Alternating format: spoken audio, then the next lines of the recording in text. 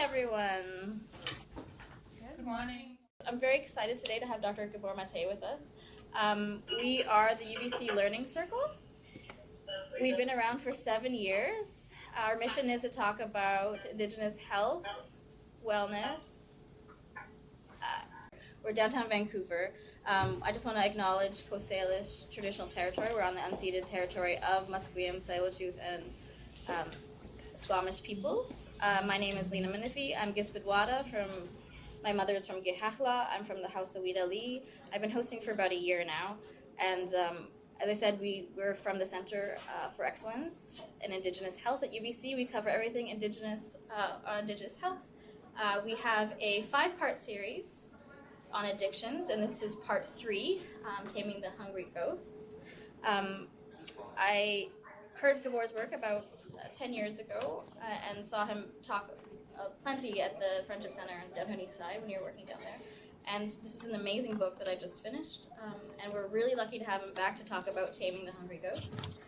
If you wanted to talk about maybe your experience and your work and however you want to introduce yourself. Sure. Yeah. Oh, right. Okay. So, first of all, hello, video conference land. We have a lot of you today. If you're able to ask a question, I will make time to prompt for questions. Just unmute your microphone and then go ahead when I say video conference. Do you want to ask questions? For webinar people, if you can type in the window, of course. If you want to introduce yourself or where you're from and ask a question, I'll also prompt you at webinar, do you have anything to say?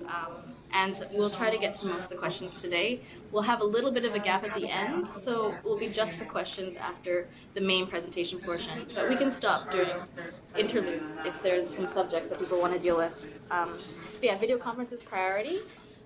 Please keep in mind that because we deal with Indigenous health, the First Nations communities and people, those dealing with them, if you can, please feel free to ask your questions right away, and those are the ones I'll try to get to first because we don't really have access to Dr. Gabor Mate very often in our communities because we really try to serve rural villages and reserves in BC. So if you can have your questions in first, you guys are priority. And okay, without further ado, how are you doing today?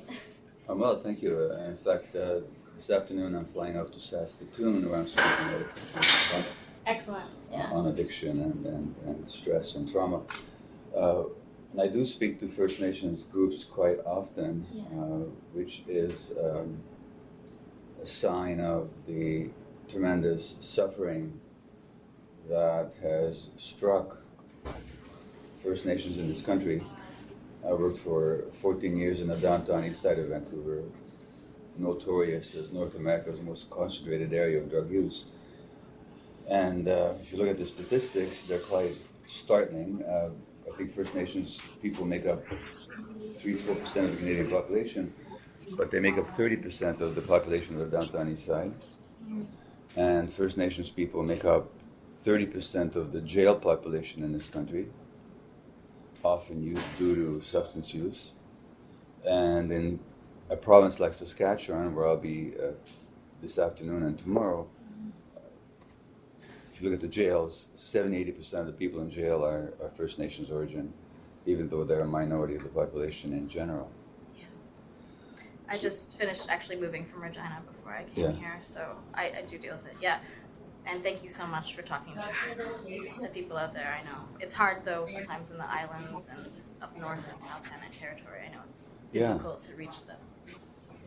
I know, and the part of the problem that you are facing, health directors and healthcare workers, is that you are isolated and you are working in the midst of a lot of multi-generational trauma, and it's really difficult to turn that around. It's really difficult to turn that around for reasons I'll be talking about later. But needless to say, addictions are a major issue in the First Nations communities. They're a major issue in society in general. But again, the problem strikes First Nations communities harder. And the traditional view as to why that is the case, and the reason given, is that these unfortunate people, that is to say Aboriginal peoples around the world, including here in Canada, are just genetically more prone to be susceptible to addiction and alcohol and other substances. So it's a genetic problem, you see. This is the traditional mainstream medical explanation. The view, yeah. Sorry? That's the view. That's the view that people hold. The other view, so basically, according to that definition or that view, addiction is a disease. It's a disease of the brain. The American Society of Addiction Medicine, which is the official organization for addiction doctors throughout North America and addiction physicians, if they want to get certified as an addiction specialist, they have to do that training. And I'm happy to tell you that I have never done that training myself. But people who want to do that training, they go through that program, and the official definition, the addiction is a brain disease. It's a primary disease of the brain. Primary disease means that it arises in the brain owing to at least 50% genetic influences. So it's a disease, it's a primary disease of the brain, and it's due to inheritance. That's the medical view. Now, the social view of addiction is even more out to lunch, if I can put it that way. And that is that addiction is a matter of choice. That people are choosing to behave in certain ways. People are choosing to use substances. And of course, when people are making bad choices, what can we do? Well, we can make those choices so costly that they'll stop engaging in them. Therefore, the thing to do with addicts is to punish them. And that surely will stop them from these bad, destructive, self-harming, socially toxic choices that they're making. As a result, we have a lot of people in jail because of substance use. And in its wisdom, our government has now made those laws tougher, and they're going to keep people in jail longer, under more severe conditions. And this must be the answer to addiction and to the problems associated with addiction. So we have these two views. One of them is that it's a choice of the individual, in which case the thing is to punish him. The other is we got a medical disease here based on genetic factors, largely, and so it's a matter of treating a disease. Now, those two views may seem very, very different, and they are. I mean, the disease model at least doesn't blame the individual, because surely you cannot fault a person for having inherited certain genes. And at least you're raising the, opening the possibility of treatment. So that's more forward-looking and more humane. The choice model is simply one of blame and shame and ostracization. So they seem very different, and in significant ways they are. But what do they have in common? What they have in common is as significant as what is different about them. What they have in common is that neither of them looks at the actual life of the individual in an actual social and historical context. The genes are just biological markers that you inherit, and they have nothing to do with your family's history, with your people's history, with the history of the society that you live in, nor with the social conditions that may give rise to certain behaviors.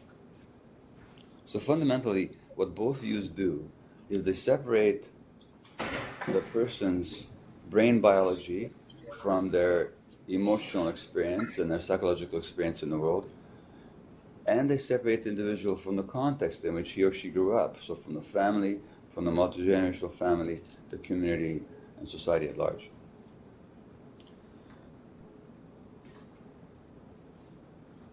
Therefore, both of those views are scientifically invalid. So it doesn't matter how many doctors tell you that you got addiction because you inherited it. That doesn't make it true. And what I'll be telling you actually is that addiction has very little to do with genes and nothing to do with personal choices. That actually is a consequence of a life. A consequence of a life in a certain context,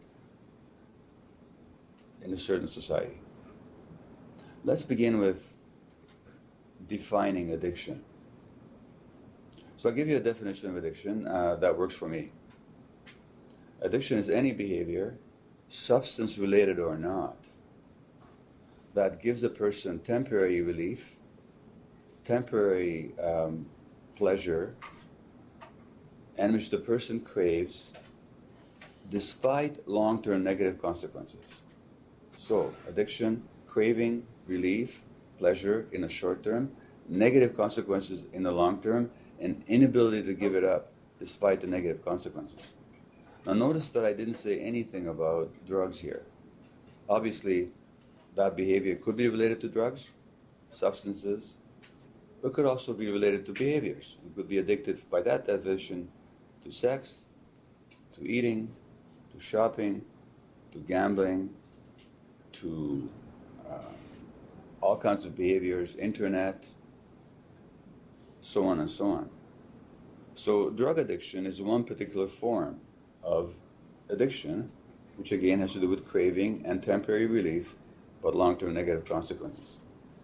Now, you'll notice, first of all, that by that definition, there's a lot of addiction in our society.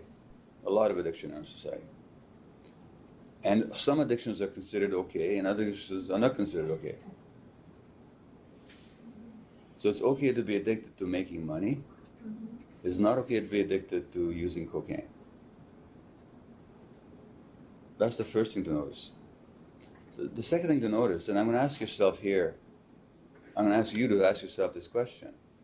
And maybe, if you're willing to be open about it, a show of hands, if you're comfortable with that. By the definition of addiction that I've given you, how many of you will agree that sometime or another in your life you've had some addictive behaviors? How many of you will agree to that? Can I have a show of hands? Does everybody in video conference learn? Okay. Or all right. webinar? You can just say why for yes. Now let me ask you this question now, and if somebody could speak up, that'd be great, if you're willing to answer this question. I'm not going to ask you what you were addicted to. I'm not going to ask you when it was or for how long. I'm going to ask you just a simple question. What did you like about it? What did it do for you in the short term? Okay, so for video conference, you can unmute your microphones, and if you want to talk about and answer Dr. Gabor's question, you can feel free to go ahead. So what did it give you that you liked in the short term? And webinar, you can type in those answers.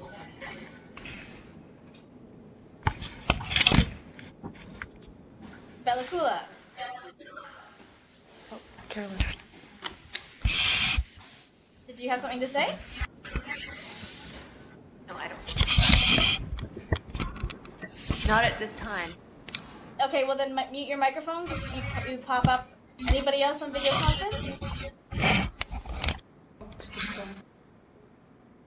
Does anybody have anything to say about what their addiction, whatever it was, or behavior, what it did for them? I have a couple things on webinar. Somebody said feeling of power, made me forget my worries. Okay. Avoiding unpleasant feelings, escape from reality, numbing, a feeling of being normal, well-being, okay, comfort. Great. So that's really sufficient. So a feeling of power, a feeling of comfort, escaping difficulties, feeling normal. Ask yourself now this question: is anything wrong with any of that? Aren't those qualities that we all want? Don't we all want to feel normal? Don't we all want to have a sense of empowerment in our lives? Don't we all want peace? Do we all now want some relief from stressful emotional states? In other words, what I'm saying is that the addiction is actually not the problem. The addiction is the person's attempt to solve the problem. The fundamental problem is not the addiction. The addiction creates all kinds of problems. We all agree on that. We wouldn't be talking about it otherwise. But it's not the primary problem. So to call it a primary disease is completely off the target. The addiction actually is the attempt of an individual to solve a deeper problem in their lives, which is disempowerment, which is lack of peace, which is emotional pain, which is stress, which is isolation, which is lack of meaning, which is spiritual emptiness. In other words, suffering. So actually the addiction is the individual's attempt to solve the problem of human suffering. Which then brings up another question. Why do you lack a sense of power in your life? What happened to you? Why do you feel so alienated from life that you have to have a drug or behavior to make you feel more alive? Why do you have so much pain that you need a substance or a behavior to soothe it? Why are you so disconnected?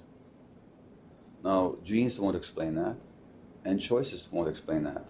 What you have to do is actually look at people's lives and to see what problems life gave them that then they try to solve through the addiction. And as soon as you recognize that addiction is a desperate and doomed attempt to solve the problem of human suffering, then right away you can't help but feel compassion, because compassion means that you feel some empathy with somebody who's suffering. So that's the beginning. You have to ask that question. Why are you doing this? What is it doing for you? What is it giving you? And how is it that you lost those qualities of peace, empowerment, connection, meaning, fulfillment in your life? In other words, the addiction is an attempt to compensate for something. And I'm going to read you a bit from an article that appeared in a journal 3 years ago this month. It's the Journal of Pediatrics, which is the official journal of the American Pediatric Association. And this article is called An Integrated Scientific Framework for Child Survival and Early Childhood Development. And it's from the Harvard Center on the Developing Child. And they say,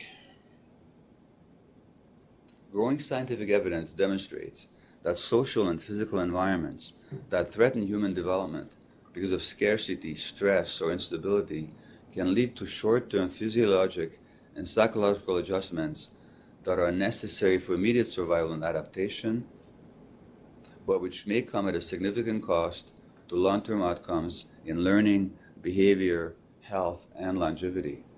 To put that in simple language, the ways that children adapt to the stress in their environment help them endure and survive those circumstances in the first place, but later on they become the sources of pathology and learning difficulties and behavior problems and health problems.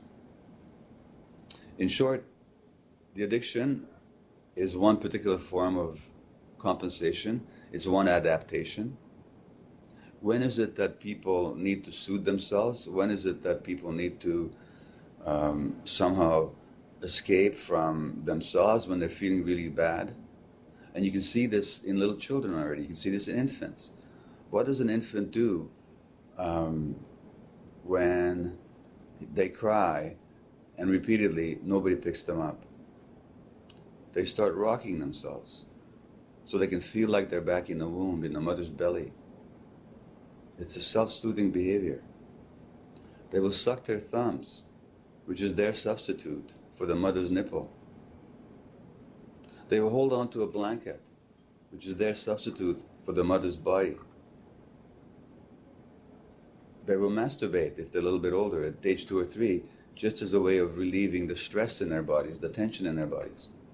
These are self-soothing behaviors, and we do it from a very early age on. As we get older, we have more opportunity, we have more alternatives to self-soothing. And at a certain point, the addictive behaviors come into it. But the urge to self-soothe, because the world doesn't soothe us, that begins really, really, really early.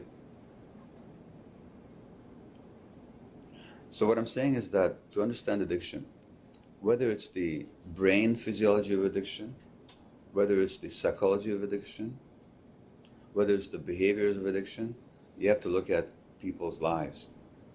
What happened? So let's talk a little bit about addiction and what it does in the brain and how it shows up and what causes the brain physiology of addiction. Unless there's any questions right now, I'll pause for a moment. Yeah, video conference world, if you want to unmute your mic and ask any questions, feel free to do so. Webinar, if you want to type away, you can ask a question about what he just, I guess, finished speaking about. If not, we'll move on. So Video conference? They're shy. Yeah, there's anything at this time? All right. So somebody asked, how do we support infants in self-soothing? Well, okay. How do you support infants in self-soothing? You don't support infants in self-soothing. You soothe infants, so they don't have to self-soothe. That's the whole point. What happens is that the infant has no capacity for self-regulation. So when an infant is upset, unless you hold them compassionately, they're going to stay upset. So babies that are not picked up will actually die because they will stress themselves to death. There's nothing they can do to unstress on their own. What has to happen is that the infant has to develop the confidence that when they feel bad, that bad feeling will pass because somebody will hold them, and then that develops their own system of self-regulation. So if I have a bad feeling, but I'm confident that this bad feeling will pass and the world will support me, then I can deal with the bad feeling. The addict's fundamental belief is that they have these bad feelings, nobody will support them, and they have to escape from those feelings. So the addict's conviction that they have to escape from bad feelings comes from the fact that when they were infants, they were not soothed. So they never learned that these feelings can pass unless they escape from them somehow. So it's not a matter of helping the child self-soothe, it's a matter of helping the child develop self-regulation, where the brain develops the capacity to get past those negative feelings. And I'll be saying more about that later. There's one more question about addictions. Is addictions in a transient state? Can people be fully healed? That's somebody asked. Thank you, Tak. Yeah, well, that's an interesting question. Can people be fully healed? The word healing actually comes from the old Anglo-Saxon word for wholeness. So the question is, can people be fully whole? And the answer, of course, is they can be. And we all know many examples of people that were fragmented and disconnected from themselves, and they became whole again. The assumption of First Nations medical practices, healing practices, has always been around wholeness. If you look at the medicine wheel, it looks at in all the directions, and it looks at the psychological, mental, physical, emotional, and spiritual nature of human beings, and says it's a whole unit. And whenever any one of them is disturbed or disconnected, you're going to get some problems. So wholeness is the very nature of human beings. And the question is, when people have been hurt, can they get back to wholeness? Yes, they can. But not if we punish them.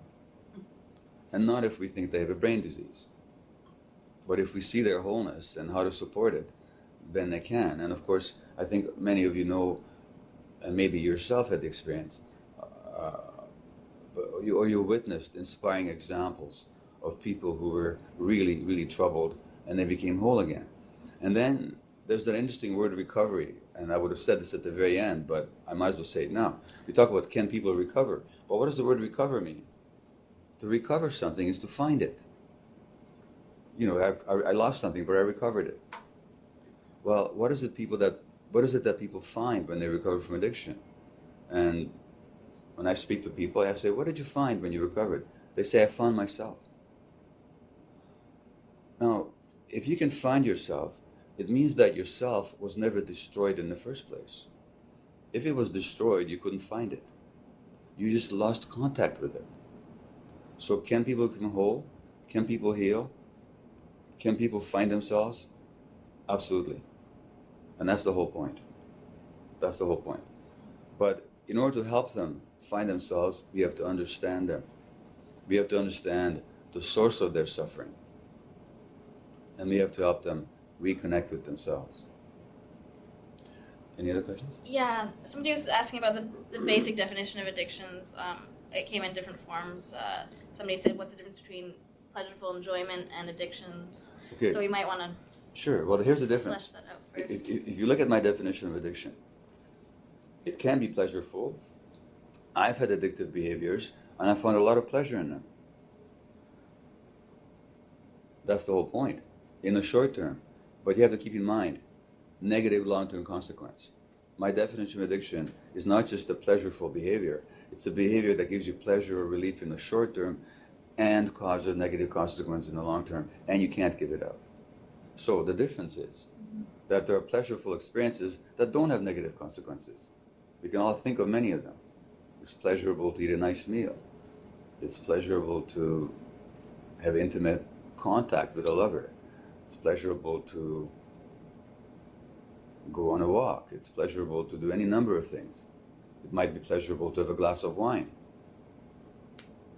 The question is, do those behaviors, are you engaging them in such a way as to have negative consequences in the long term? And if you are, it's an addiction. If there's no negative consequence, it's just a pleasurable behavior. This is a very, very wide definition. Thank you for. Yeah. But it does count for everything, like you said in your book about behavioral addictions. Right. Kind of range the gamut. So we can continue on, and then we'll stop for questions again when you feel like there's a break. Okay. So Thank you. let's look at addictions now from a narrower medical point of view. So in my mid-50s, I was diagnosed with ADHD, Attention Deficit Hyperactivity Disorder. It's the subject of my first book, which is called Scattered Minds.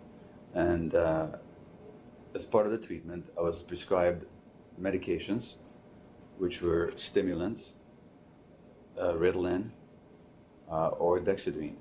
These are two different types of stimulants. And what stimulants do is they elevate the they elevate the level of a chemical in the brain called dopamine. And dopamine is a brain chemical. I'll be talking to you about it more in a few minutes, but it's essential for motivation and attention. So without dopamine, we don't have motivation and we can't pay attention. So Ritalin and dexedrine gives you more dopamine, so now you're more motivated, you can pay better attention. And those medications, I took them for a few years, they helped me. They helped me write a couple of my books, for example. But here's the question. What else elevates dopamine levels? Well, all the stimulants do. What are the other stimulants? Cocaine, crystal meth, nicotine, caffeine. Guess what? A lot of people are addicted to nicotine, caffeine, crystal meth, or cocaine are actually self-medicating ADHD. They may not know that, but that's what they're doing. And in the downtown east side, when I would ask them, some people, well, what does the cocaine do for you? They'd say, oh, I don't get it, doc, but other people, when they do cocaine or crystal meth, they get all messed up. But me, I calm down and I can clean my room. Well, as soon as they tell me that, I know what their diagnosis is. Because in the ADHD brain, the stimulants will actually calm the brain. So people are self-medicating. And my point here is that on one level, all addictions are self-medications. What else do people self-medicate? Well, I've also been diagnosed with depression, so I've been treated for depression.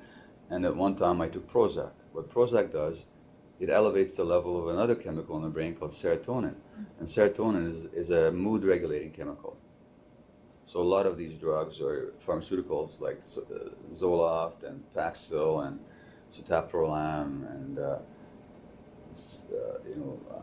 Prozac itself, Effexor, in one way or another, they elevate serotonin levels in the brain. But what else elevates serotonin levels in the brain? Cocaine does. Ecstasy does. MDMA does. Guess what? People use these substances to treat, self-medicate depression. Is sex part of that as well? Sex? Kind of does both, doesn't it? Dopamine and serotonin? Or sex elevates dopamine for sure. Okay.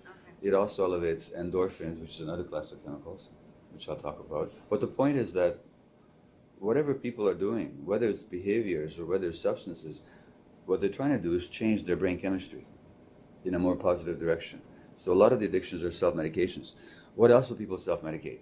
People self-medicate social anxiety. How? With alcohol. The person who doesn't have a thing to say at a party, but they have 1 or 2 drinks and they become the life of the party. Until they drink too much, then become the death of the party. But that's another problem. But the point is, people are self-medicating anxiety. People are self-medicating social phobia. People self-medicate anxiety with opiates, with tranquilizers, with alcohol, with marijuana. People self-medicate ADHD with marijuana because it calms the hyperactive brain. People self-medicate post-traumatic stress disorder with opiates. Many of the soldiers who come back from our wonderful adventures abroad, like in Afghanistan, come back with PTSD. They become very often opiate addicts because they're self-medicating their PTSD with opiates. People self-medicate bipolar disorder with alcohol very often because it soothes the highs and the lows of bipolarity.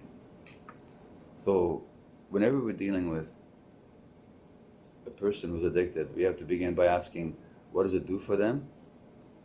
Secondly, what other conditions they might be self-medicating that we have to deal with? Again, we see that the addiction is an attempt to solve a problem. So just to look upon the addiction as the problem to be solved misses the larger picture and can't be of sufficient support to the individual. Somebody was asking about overeating and gambling. Maybe you can talk about the chemicals. Absolutely. So overeating is another attempt to change your brain chemistry, because particularly junk foods elevate the levels of endorphins in the brain. Endorphins are natural opiates, and I'll talk about them in a minute, and also the levels of dopamine. Gambling, you see, the gambler is not after money. It's not about money, because gamblers will win money and they'll lose it at the next minute. It's not about the money. It's actually about the raised dopamine levels. And if you do brain scans on gamblers, you see that the same circuits light up as do the brain circuits of people who do cocaine. The same thing is true for shopping. So all these behaviors elevate dopamine levels, so life becomes more meaningful. There's more motivation, there's more incentive, there's more excitement. And that's what the person is looking for. They're not looking for the substance. They're looking for, or the behavior. They're looking for what that substance or behavior will do to their brain chemistry in terms of elevating these essential brain chemicals. And those chemicals can be elevated through behaviors or through drugs. And by the way, if you look at the life histories of gamblers or of people who eat too much, you're going to find the same traumas that you're going to find in the life histories of people who do drugs. And I'll say more about that later in a little while as well. Now let's look at a bit more deeply at the brain physiology of addiction. So take the opiates. The opiates are the drugs that are derived from the opium plant. That's what they call opiates. And the opiates include the natural opiates like heroin and morphine and codeine, or they include the artificial man-made opiates like methadone, OxyContin, Percodan, and so on. Why do we use them? We've used opiates for thousands of years. In fact, they're one of the longest known medications in human history. And medical practitioners throughout history have used opiates in Egypt, in China, in Arabic medicine. Use them for what? Well, of course, the main use of opiates is pain relief. They're powerful pain relievers. So as a physician, when I was treating cancer patients or other people with severe chronic pain, I was very glad to give them opiates. And by the way, we have this myth that drugs are addictive. Drugs are not addictive. Ask yourself this question. Have you had a glass of wine in your life? Did you become an alcoholic? Well, some of you did, some of you did not. If the wine was addictive, all of you would have become alcoholics. The opiates are not addictive either, not in themselves. There's a lot of people, and I've witnessed this myself as a physician, can take large quantities of opiates for pain relief, and when their pain goes away, we can get them off their opiates really quickly. No addiction. So the opiates themselves are not addicted. And most people who try most drugs, even repeatedly, never become addicted to it. But some people do. And so the real question we have to ask is, why are some people susceptible to addiction? Of course, the genetic advocates would say it's the genes. Well, I'm saying it's not the genes, it's something else entirely. So the opiates work in the brain and the body, and they relieve pain. But here's the key point. They don't only relieve physical pain, they also relieve emotional pain. In fact, emotional pain, the suffering of emotional pain, is experienced in the same part of the brain as the suffering of physical pain. So when you reject people emotionally, they will have emotional pain, or the suffering of emotional pain, in the same part of the brain as if you stuck them with a knife. In fact, if you look at all the drugs of addiction, cocaine is a local anesthetic. It numbs nerve endings. It numbs things up. Alcohol is used for pain relief. What you say about somebody who's drunk too much, you say he's feeling no pain. Cannabis, we're using it non-medicinally for analgesic pain relief purposes. And all the addictions, in one way or the other, whether they're behavioral or substance related, either directly soothe pain or they distract you from pain. And that means, and if there's only one thing you recall from this broadcast today, my mantra around addiction is not why the addiction, but why the pain. And if you understand pain, again, you have to look at human lives in context. But now, why do the opiates work in the brain? Why is it that you take a plant from Afghanistan and you do to it whatever you do to it, and you ingest it or inject it or smoke it, and it gives you pain relief?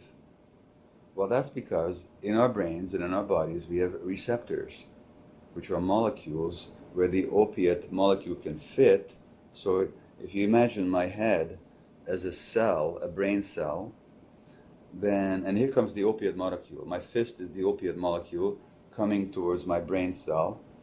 Well, the only reason that opiate will work is because in my membrane, my cell membrane, which is my scalp and my skin, there are receptors which look like my open hand here, and the messenger can fit into the receptor. So the messenger fits into the receptor, and together they cause a change which then causes the cell to manufacture different proteins. In other words, the messenger and the receptor are telling the cell what to do. In fact, the messenger and the receptor are telling the genes what to do. So genes don't determine.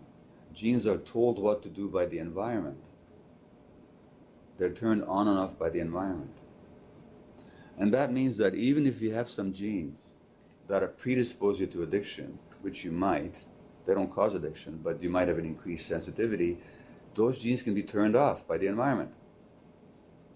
And we know this in monkeys and in human beings, that you can have some of these genes. Now, many people with addictions don't have any genes at all, for addiction, because you don't need them. But there are some people who are more susceptible genetically. But even in those cases, the genes can be turned off by the proper environmental conditions, which I'll talk about. But anyway, here comes the messenger, here's the receptor, and we have receptors for opiates in our bodies, in our brains.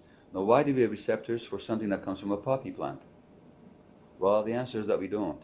What we have receptors for is our own opiates. So we have our own opiates in our own body, and the opiate from the opium plant looks just like our own opiates. And our internal opiates are called endorphins. Endorphin means endogenous morphine-like substance, internal morphine-like substance. So we have opiates that we manufacture. Plants have opiates. All animals have opiates.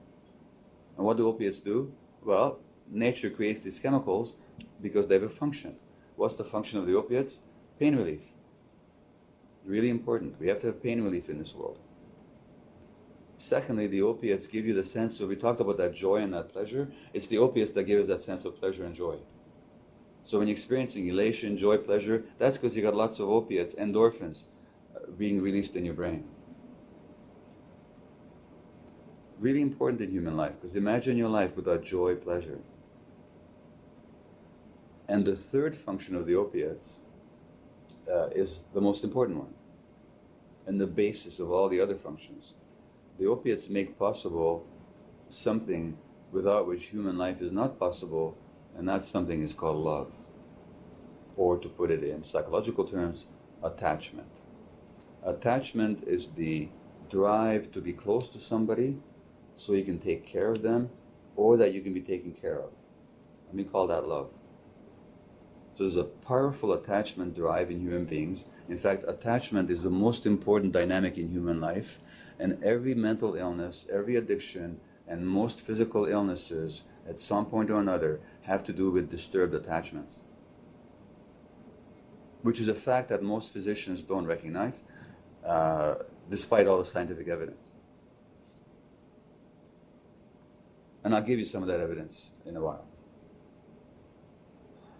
Why is attachment important? Attachment is important because the human infant is the least powerful, most helpless, most dependent, most defenseless creature in the entire world, and it stays that way for the longest period of time. Without attachment, without love, there's no survival. That's true for baby birds. It's not true for reptiles. See, reptiles lay their eggs and then the mother disappears. And then many of the infants are eaten, they die, but some of them will survive on their own. But mammals and birds can't survive on their own. When you get to be a bird, you need to have attachment already. Mammals even more so, because our period of development is even longer, and human being is the longest. The fourth semester, yeah. Sorry? The fourth semester. Well, at the fourth semester, meaning the first 9 months of life, but I'm talking about into our late teens, you know? And the younger we are, the most helpless and the most dependent we are. It's the opiates that create that attachment relationship, so they've been called molecules of love. So without the opiates, there's no connection. And so if you rear infant mice in a laboratory, and genetically you knock out their opiate receptors, they will not cry for their mothers on separation. Now what would that mean in the wild? It would mean their instant death. You see that? So the opiates are not luxuries. They're necessary for life. So let's say now you have a human being who comes to the conclusion, for whatever reason, that without this particular chemical, without this opium, this heroin, this codeine, this whatever it is, I will not have a sense of pain relief. I will not have joy and pleasure and reward. And I will not have love in my life. Now how will you tell them to give it up? Give up love, give up connection, give up pain relief, give up pleasure and reward. That's why these stupid programs to telling kids just to say no, they don't work. Nobody wants to say no to those things. And this was illustrated by a sex trade worker in the downtown east side when I asked her, and many people said the same thing, but when I asked her, what did the heroin do for you? She said it felt like a warm, soft hug. It was the molecule of love. That's the opiates. Then I mentioned dopamine. Dopamine is essential for motivation and incentive. So take another little mouse in the laboratory, you give him food, you put it in his mouth, he chews it, he swallows it, he enjoys it.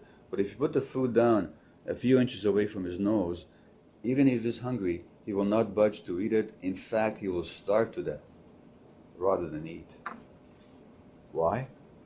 Because genetically, through genetic manipulation, they knocked out his dopamine receptors. And dopamine is the essential motivation incentive chemical.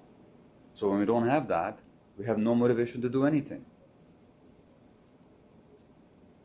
So dopamine flows when we're seeking a sexual partner, when we're seeking food, like you were saying. Dopamine flows when we're exploring a novel object, a novel environment. And I mean, think of the life of First Nations peoples before contact. They always had to be exploring a novel environment, novel objects. They had to be always curious and inquisitive. and moving and finding new things, sources of food, that's because they have dopamine in their brains, causing that incentive or mediating that incentive. So without that, we're listless and we're inactive. That's why when people use these stimulant drugs, they all of a sudden life has more meaning to them temporarily. They feel more alive, more energetic. It's more exciting. It's more intense. But the question is, why do some people need these behaviors? Why aren't those brain circuits working properly in the first place? Why are those brain circuits not supplying the right amount of chemicals that nature intended? Well, that also has to do with what happens early in life. And I will not spend much time on this. I'll just assert for you the scientific fact, still not taught in the medical schools. I know this because I speak to medical students. They never hear this stuff except from me, which is amazing because it's not news and it's not even controversial. But it turns out it just shows the inertia of the medical system to new information. It turns out that the brain develops an interaction with the environment, and for the right brain circuits to develop, you have to have the right environmental input. So for vision, you have to have light. If you don't see light as a baby, you'll be blind because the circuits of vision will not develop in the absence of light. The circuits of emotional self-regulation that I was talking about before, the circuits of reward and pleasure and love and contact and pain relief, the circuits of incentive and motivation, dopamine, they will not develop unless the environmental conditions are right. And what do you think is the necessary environmental condition for the proper development of the human brain? I'll quote you again from that same Harvard article. And we'll offer the article. I'll put the link up afterwards on the website and email it out. So. Okay, great. Yeah. They say this: the architecture of the brain, and this article is not used, by the way. This was published in 2012, and it wasn't used by then. This information had been out since the 90s. So what they're doing in this article is they're summarizing all that information, but they're not presenting it for the first time. Already when I wrote my book on ADD, Scattered Minds, I was aware of that information. But I was aware of it. You know why I was aware of it? This is amazing. Because a friend of mine was having his 50th birthday party. And I went to the party, and I met a psychologist there who was going to a conference in Seattle where they were going to talk about brain development. So I went to this conference, and that's why I found out. I didn't find out through any medical journals or medical education. No, I found out because I happened to go to a party. I'm telling you, if I hadn't gone to that party, I wouldn't be here sitting here talking to you right now. I wouldn't have written any of my books. Because I wouldn't have known this basic fact, that the brain develops an interaction with the environment. So here's what they say. And by the way, my friend is having his 70th birthday party next week, and I'm going to that party next Saturday. And just in case. Just in case there's something I have to learn. You know? The architecture of the brain is constructed through an ongoing process that begins before birth, continues into adulthood, and establishes either a sturdy or a fragile foundation for all the health, learning, and behavior that follow. All the health, learning, and behavior that follow is established.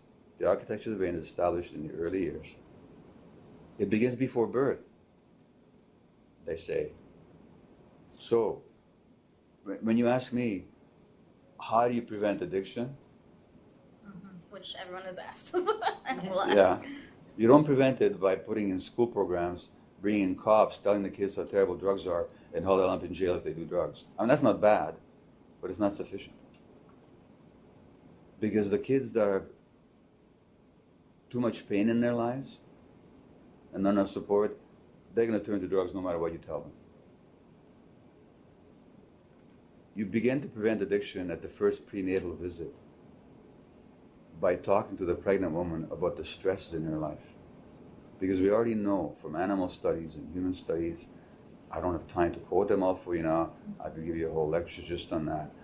There's been books written about it, that the emotional experience of the pregnant woman and the stress hormones that she releases to the baby through the placenta because of those emotional experiences already has an impact on the future probability of the child becoming addicted later on.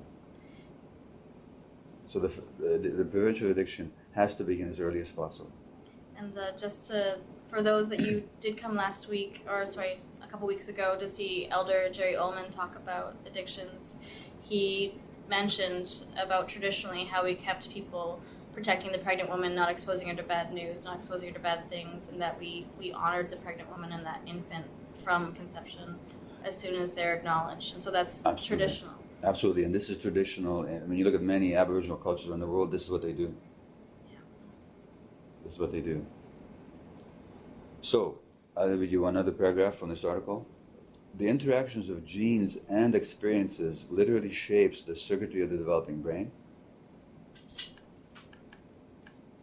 and is critically influenced by the mutual responsiveness of adult-child relationships, particularly in the early childhood years. In other words, the most significant influence on the physiological development of the brain as well as the psychological development of the human being is the quality of adult-child relationships.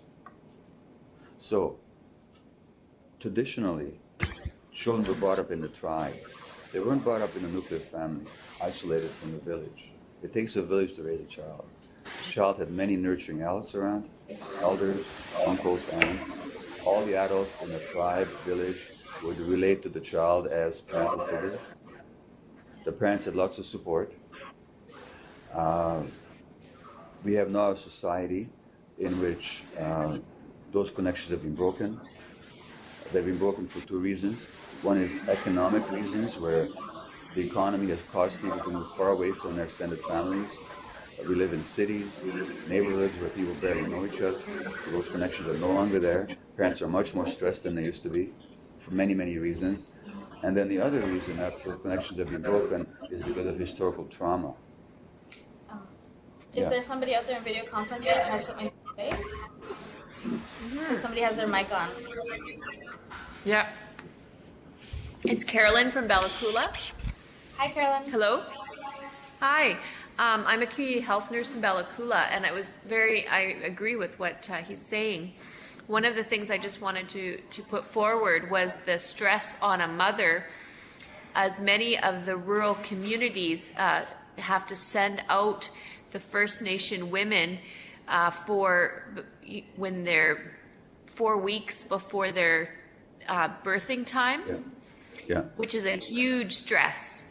And there's not a lot of what I've seen as work to equip rural communities that have lost their birthing with the proper GP obstetricians and anesthetists. You know, it's a huge issue. It's a huge issue. Thank you. But I can tell you that in Nunavut, they actually... If you could mute your mic again. Thanks. I just found out last week about the same situation in Nunavut with the Innu and with the Inuit, and they actually developed a program to develop babies close to home, and they have a much less intervention rate. Yeah. The problem is that we no longer trust birth. We made it into a medicalized problem. We no longer trust the natural physiology of birth. We don't know how to provide the right conditions for people. You know what the right conditions for people to give birth is? I was just talking to a leading world obstetrician on Monday, interviewing him for my next book. His name is Michel Audin. He's a French physician working in London, very famous. And he said the right conditions for birth are darkness, silence, not a whole lot of people around, and not the sense that you're being observed and monitored, but just somebody there with you to support you. And when you do that, the brain releases this love cocktail of chemicals that prepare the birth to develop in a natural way. And in our society, we interfere with this in so many different ways. So I totally agree with you, but I think a lot more could be done to create the right conditions in the communities for people to give birth. And maybe identify those people at risk and send them out. A lot more work could be done in that area. We also have an Aboriginal traditional birthing circle happening in the future for the webinar in the next few months. So fabulous. Yeah. I'd like to find out about that, actually. Yeah, for sure. Yeah. So, your point is certainly well taken. Just to intercept, to get to a couple questions that we didn't get to before, people want to know personally, do you promote and assign people antidepressants? Is this part of a regimen that you do personally and you agree with? And somebody was talking about how do you deal with people who are afraid of becoming addicted to those medications, if you do? Yeah. Well, first of all, I've taken antidepressants myself. Mm-hmm. I've taken Prozac, as I think I told you. So I'm not against them, but they're not the solution. Because all they do is they deal with the symptom. The depression is not the primary problem. When you look at the word depression, what does it mean?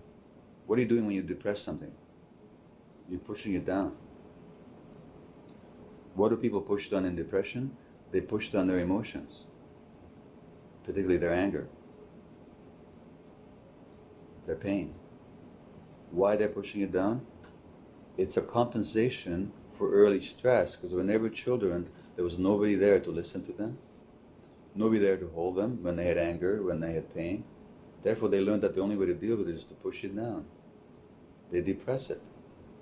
25 years later, they're diagnosed with depression and they're given a pill. Do you think the pill is going to solve the problem?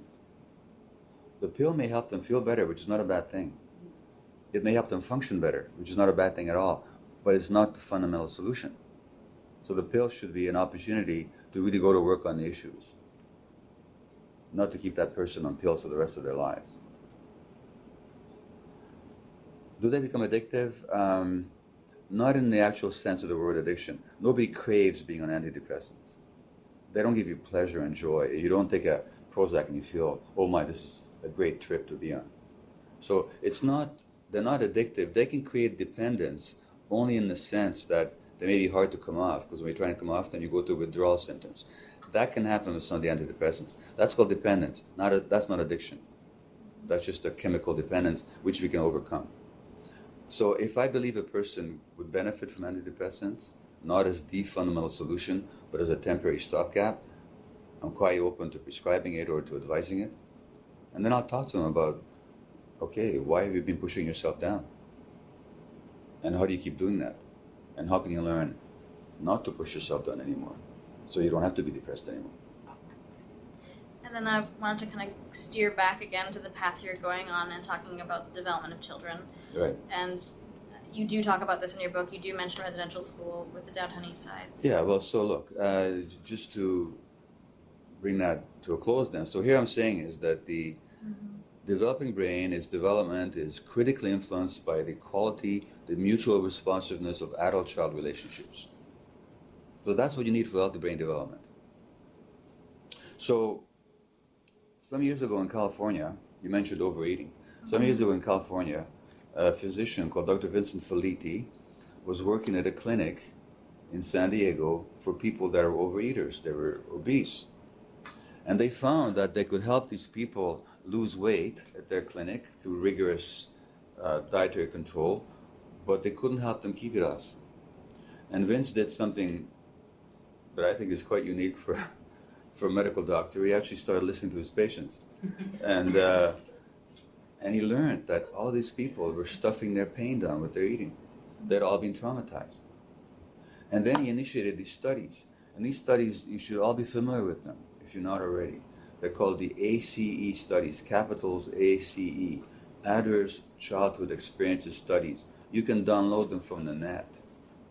An adverse childhood experience is physical or sexual or emotional abuse, parental divorce, death of a parent being jailed, violence in the family, a parent being addicted, a parent being mentally ill. For each of these adverse childhood experiences, they found that the risk of obesity goes up, the risk of all addictions goes up exponentially. So they multiply each other. So that by the time a male child has 6 of these, and it's not hard to have 6 of them because they often run in the same family, his chance of becoming a substance-using injection-dependent addict is 46% greater, 46-fold increase over a child with no such experiences. And that's the source of addiction. It's childhood trauma, childhood adversity. And why is that? That's because it interferes with brain development for the reasons I've already mentioned. There's no mutual responsiveness. There's actually a betrayal and a destruction of the child's trust in the adult world, the isolation of the child, interference with the circuits of self-reward and motivation, shame, deep, deep shame, because anybody who is abused, any child whose parents mistreat them, or any child whose parents don't even mistreat them, but just can't connect with them, the child will make themselves believe that it's because of them, because the child thinks it's all about them. Children are, in that sense, very narcissistic in that they think it's all because of them. So that if I'm treated badly, or if my mother is depressed,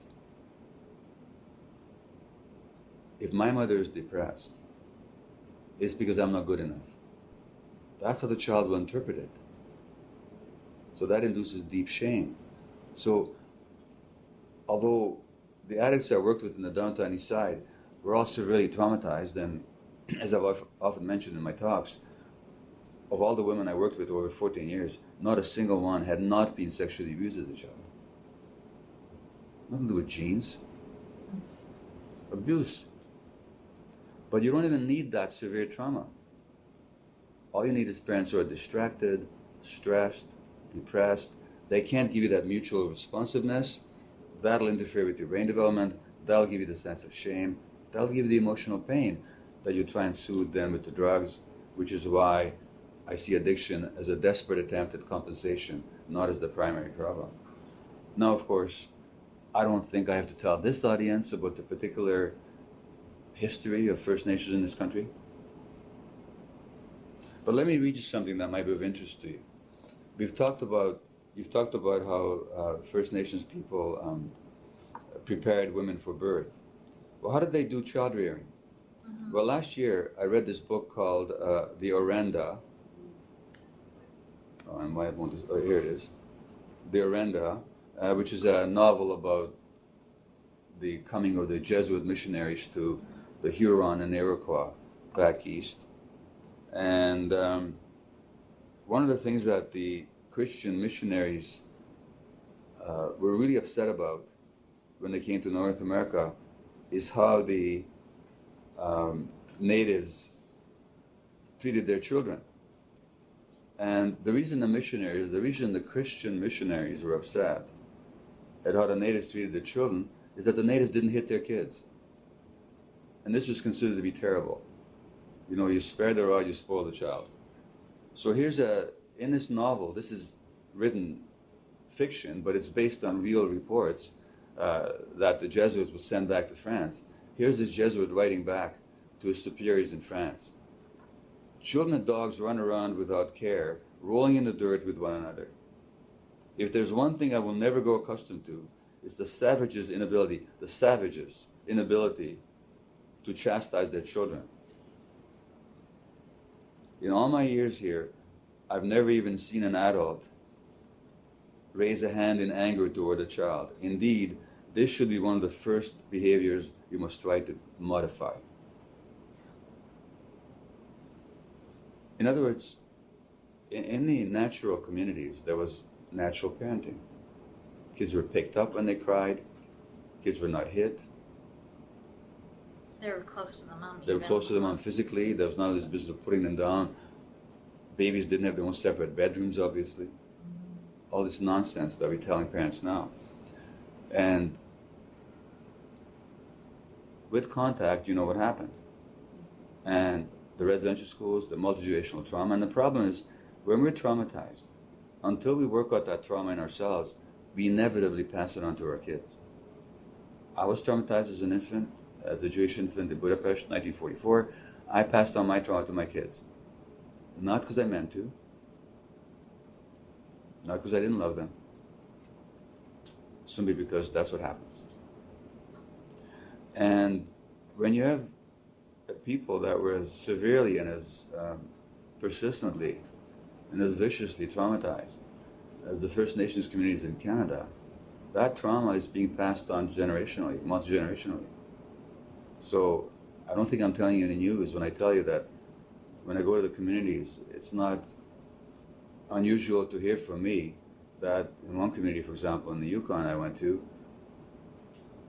they say by the time a girl is 14, she would have been already raped in our community. The violence in the families, what they call the lateral violence. And I know that I think the head of the Assembly of First Nations yesterday in the Globe and Mail, he said that Native males have to deal with the problem of women, the disappearing and the hurt women. Now, of course, so what I'm saying to you, and I'm not saying this critically, I'm not saying with any judgment, I understand where the problem comes from, but unless in the community somehow we find a way of taking on the issue of trauma and multi-generational trauma, you're never going to solve the problem of addiction, because that's at the heart of the addiction issue.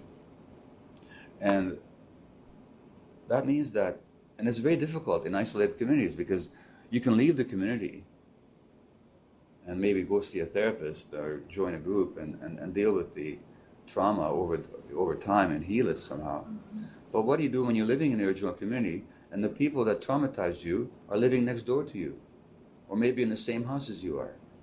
And this is where the whole community has to heal. It can't just happen on an individual level.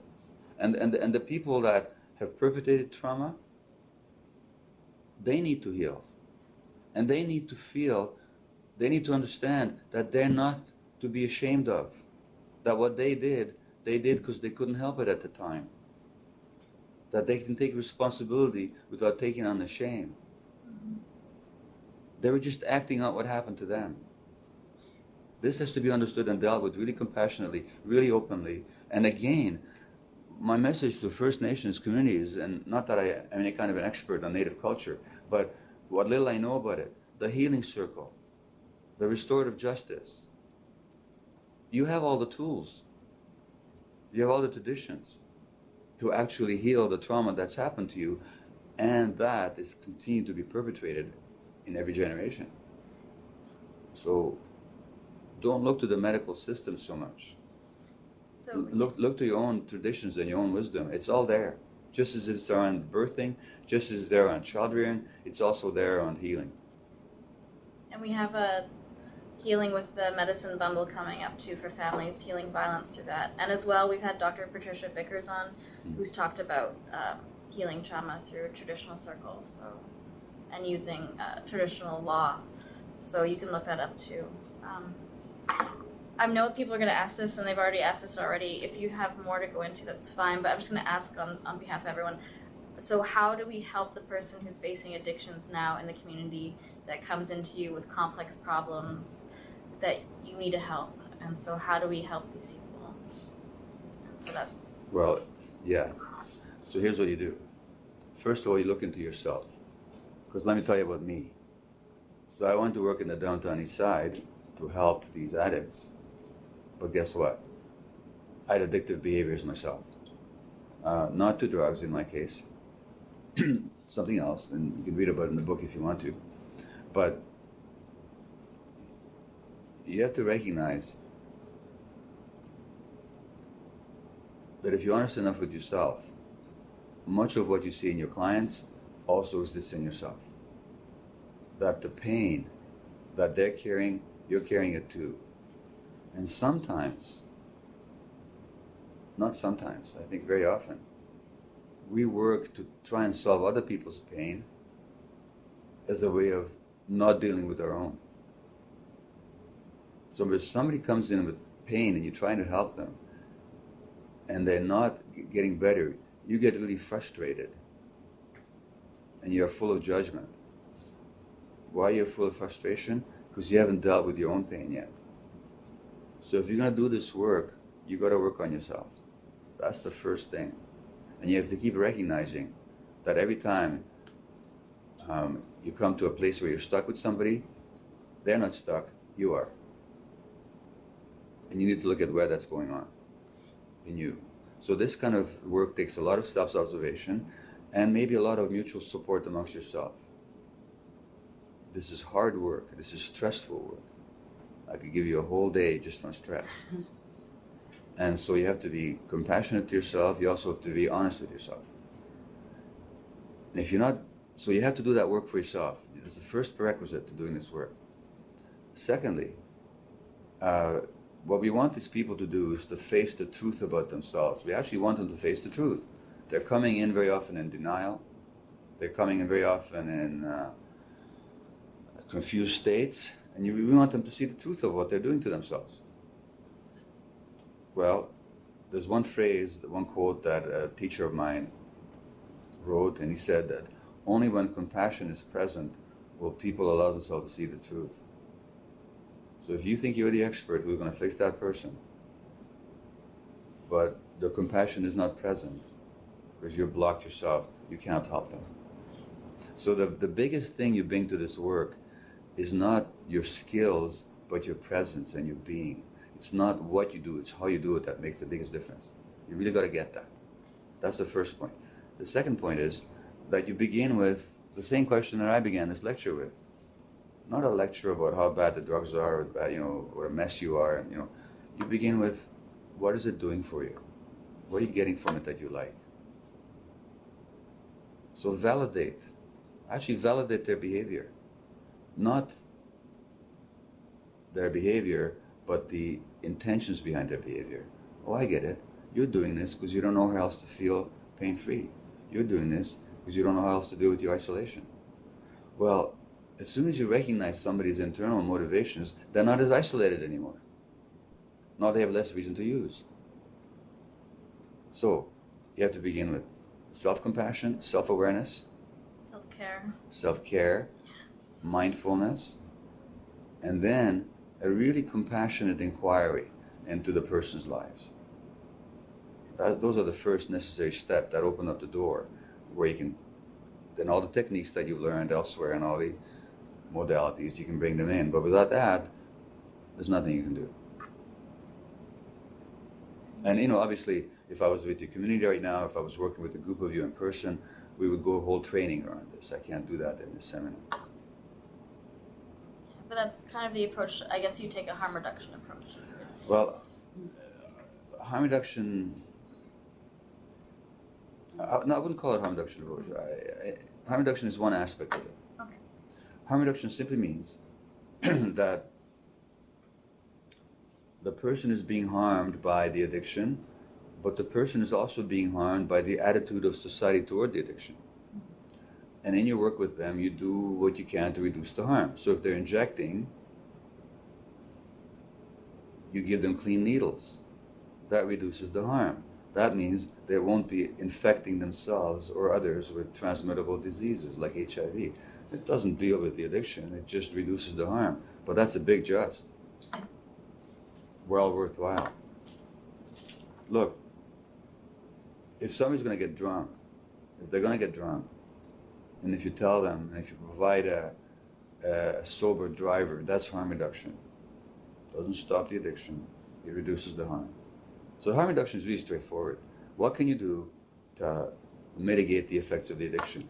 But our goal has to be more than just harm reduction. Our goal has to be that healing, that recovery. And I think that takes a broader approach. I'm going to ask one more question just about the book.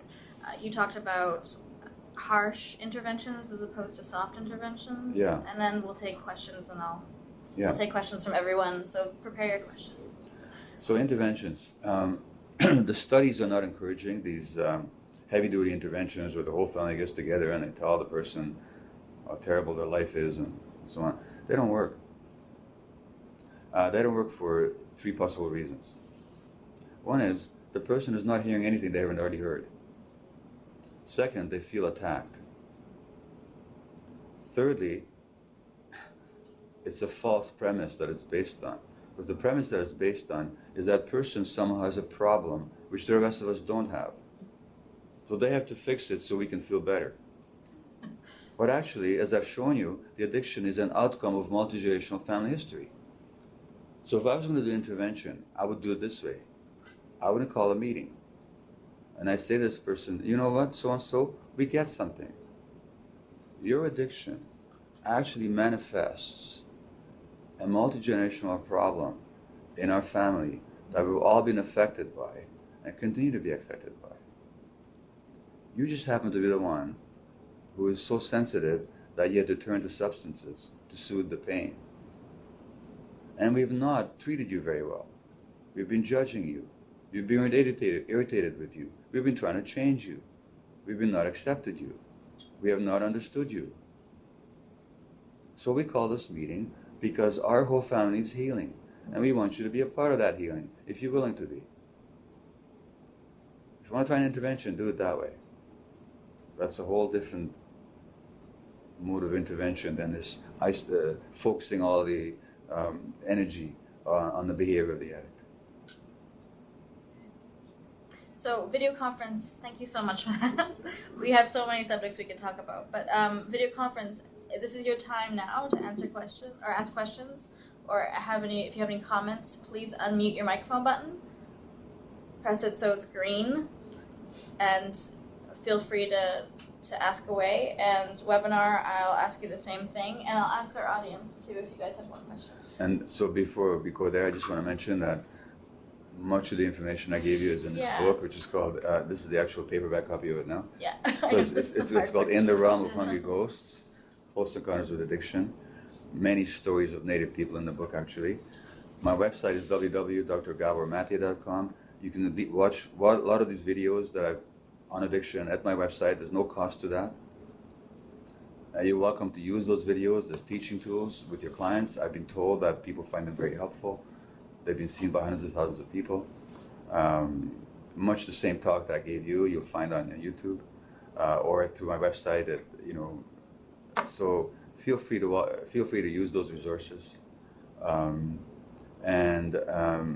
If you have questions, although I have limited time, but if you have a question to do with the community or something, feel free to send them to my website as well. There's a contact page, and I'll do my best to get back to you. Okay, so anybody on video conference? Are they on mute on our? Can somebody talk to me just so I know that it works? Can somebody say hello at least? Hello? Hi. Hi, it's Alexandra calling. Okay, one at a time. Okay. We just wanted to know, do you come into communities? Well, thanks for asking. I do when I can. I have a very busy travel speaking schedule. If communities could get together, maybe if it's geographically possible, if several communities can bring it together, I can come and give a day of training or 2 days, whatever. I do that kind of work. Again, my time is limited because of the number of requests I get. I'm working on a new book, but I can tell you that I'm very committed to First Nations health, and I'm willing to consider any invitation. Thank you so much for that. We were lucky. Thank you. Called. Thanks. We called in about six. We actually emailed Claire, your assistant, about 6 months ago in order to get him today. So you want to have a long period of lead-up time, a year, 6 months. Ron here on webinar says, how do you describe the connection between addiction and aggression or domestic violence? There's a two-way connection there. First of all, when a child experiences domestic violence, sees aggression in a home, that's one of the adverse childhood experiences that can trigger addiction for obvious reasons. Because what's it like for a child to witness violence? That child is full of fear, full of emotional pain, feels isolated, the brain doesn't develop, the child takes it personally, they think this is happening because I'm a flawed person, they feel ashamed of themselves, so that leads to addiction. And then addiction, of course, also leads to violence, because the addicted person emotionally is like a yo-yo in a sense, going up and down all the time. When the drugs wear off, there's irritability, there's less patience, there's more chance of aggression. Some of the drugs, some of the substances like alcohol, directly can trigger aggression because it disinhibits. We all may have a certain degree of aggression inside of us, but that's inhibited by other brain circuits. If you remove the inhibition, then the aggression can burst out, and you've all seen this. People become violent under the influence of drugs, alcohol particularly. Crystal meth can make people very aggressive. Cocaine can make people aggressive. So violence in the home both leads to addiction and can result from addiction. So it becomes a kind of a loop that keeps going around and around and around. Somebody asked how to break that cycle. Well, no, you're gonna how to break that cycle. Yeah, well, I would always take that question back to yourself. Mm-hmm. Have you broken the cycle? Have you dealt with it yourself? Because if you have, then you'll know how to help others do it. So the first step is just admitting the problem. I mean, the first step in the 12-step program is you acknowledge that you've been powerless. So look at me. I was a physician in my 50s, head of a hospital department at Vancouver Hospital, parent of 3 children, successful, a national newspaper columnist, and I was completely powerless over my shopping addiction. Literally powerless. When I had the urge to go, I couldn't stop myself. Now, that meant I had to look at myself very, very deeply. What's going on here for me? And so the first step over breaking that cycle is to admit that you're still part of that cycle. And when you've really looked at yourself compassionately, then you can look at other people compassionately and say, you're traumatized, and you're carrying the ghosts and burdens of many generations on your shoulders, and until you put it down, you can't be yourself. And if you can say that to people, look them in the eye compassionately and say that to them. You can say it to them with love and understanding. Maybe that will then allow them to admit that they've been powerless over their past conditioning. So that's the first step, is to acknowledge our powerlessness, which incidentally gives us power, by the way. You don't get power until you acknowledge that you're powerless. Okay, thank you. Is there anybody else in video conference? I can hear that somebody else wanted to speak. Yes, I wanted to ask a question about, Okay. about if you can speak a little bit about attachment in youth and how important that is, and also about your book around Hold On to Your Children. Sure. Talk a bit about that and about youth addiction and that kind of thing. Okay, thank you. And then I'll take one more from video conference. I saw the lady in the pink shirt raise her hand, so her afterwards. Thanks.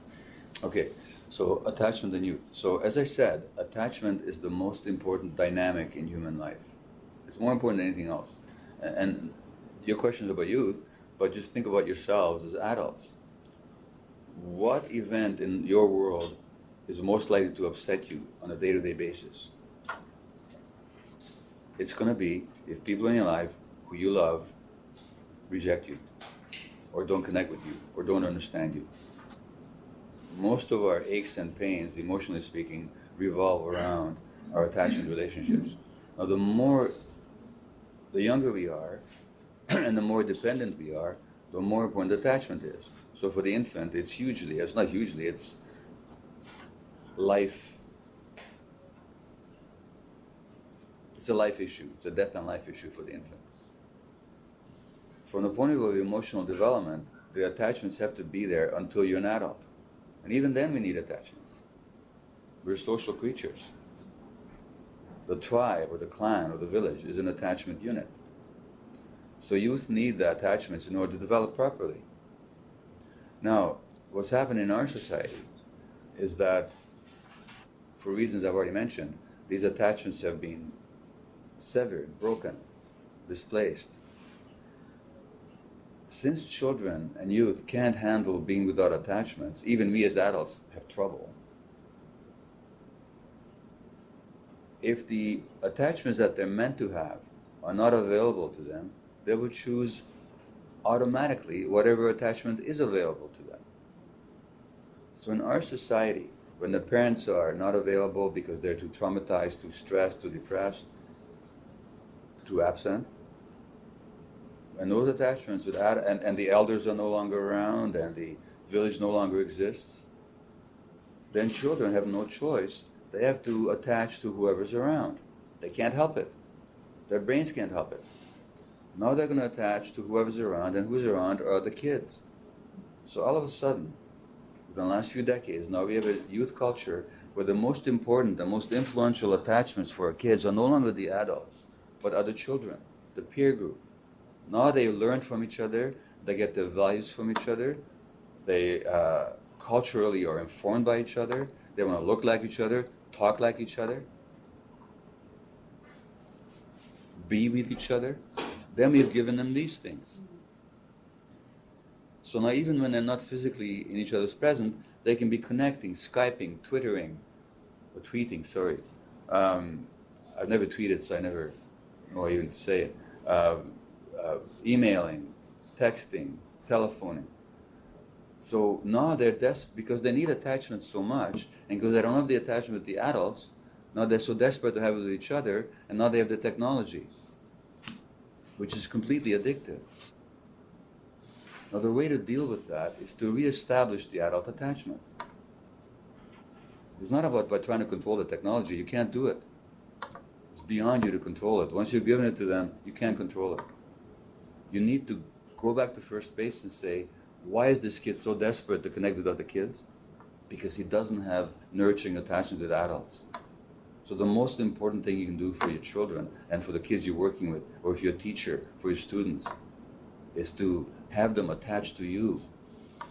You have to work the attachments. And so the book that I've co-written about that is called Hold On to Your Kids. And it's all about the peer culture and how to keep kids connected or get their connection back once we've lost it. I'm going to go quickly to the woman in the pink shirt out there who asked a question. Are you still there? Okay, one more from video conference, and I think we have to go after that. Video conference? Anybody there? Do you want to ask your question? Oh. We have one from Nikani. Okay, Nikani, go. As an adult in recovery, how do you find that attachment and connection again? That's so important as an infant if you lost it. Who wants to know? Myself. Okay. How do you experience that lack of connection? How did I experience it? How do you experience it now? Well, I'm an adult with a lot of addictions and traumas, and I feel that I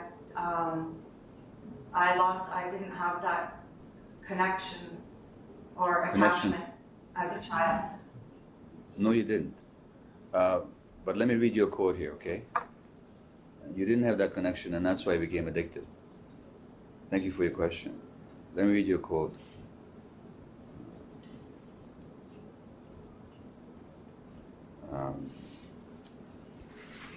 This is from this teacher of mine who says,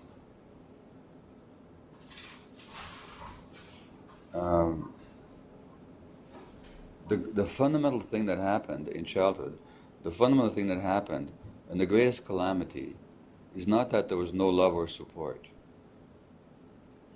The greater calamity, which was caused by that first calamity, is that you lost the connection to your essence. So the real disconnection was not from other people, but from yourself. That disconnection from yourself was caused because your parents couldn't connect to you, because of their trauma. But the biggest calamity is not that they didn't connect to you, but that as a result, you lost the connection to yourself. That is much more important than whether your mother or father loved you or not. But that's the good news. Because if the problem was that your father and mother couldn't love you the way you needed to be loved when you were small, then that's gone and finished. There's nothing you can do about that. That happened decades ago. But if the problem was that you lost the connection to yourself, guess what? That you can regain. And you already have, in significant ways. Maybe not yet completely. Maybe there's more work you have to do. But the very fact that you came to this seminar and that you asked this question means that you really care about yourself. That there's some self-love there. If there wasn't, you wouldn't have asked that question. And if you didn't think there was a possibility of it, you also wouldn't have asked that question. So both the self-love and the possibility are there with you right now. And you can deepen that. You can deepen that through spiritual work, through meditation, mindfulness, through various First Nations practices that are designed just to connect to yourself, as you know. And you can acknowledge yourself, really acknowledge yourself for the work that you've already done to get you this far, to reconnect with yourself. So when you say how, I'm telling you, you're already doing it. Now, I'm not dismissing the fact that you might feel lonely at times, that you might feel anxious at times, that you might feel at loss sometimes. That's natural. It really is, and we all go through that. But you're already on the path to regaining the connection.